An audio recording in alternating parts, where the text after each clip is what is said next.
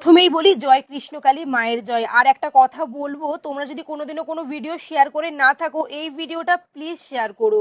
কিছু অসামাজিক লোকের কারণে আজ আমাদের প্রিয় কৃষ্ণকালী মায়ের মন্দির বন্ধ। আজ কিছু কথা ভিডিওর মাধ্যমে শেয়ার না করলে নিজেকে প্রচন্ড অপরাধী মনে হচ্ছে। মা আজ পুজো পাচ্ছেন না, ভক্তরা প্রসাদ থেকে বঞ্চিত।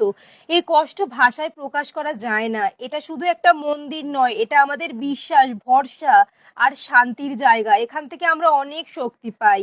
আমরা চাই মায়ের মন্দির আবার খুলুক, ভক্তি আর ভালোবাসায় আবার ভরে উঠুক। সত্যি আমি বুঝে উঠতে পারি না মানুষ এতটা খারাপ কি করে হতে পারে। আমি মায়ের যতগুলো ভিডিও দেখলাম, আমি দেখতে পাচ্ছি মঙ্গলা মা আর পেরে উঠছে না। মঙ্গলা মাকে অনেক মারধর করা হয়েছে, মঙ্গলা মায়ের স্বামীকেও নাকি মারধর করা হয়েছে।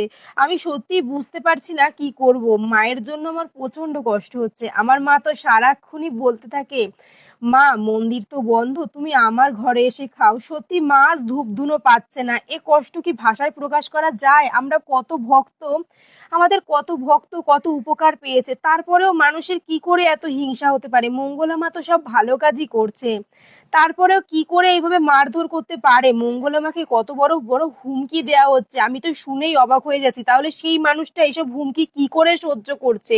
আমাদের সবার উচিত মঙ্গলা মায়ের পাশে গিয়ে দাঁড়ানো। আমি চাই মঙ্গলা মা এমন একটা সময় বলুক, এমন একটা দিন বার করুক, যেদিন সকল ভক্তকে সেই জায়গায় একত্রিত হতে বলা হোক।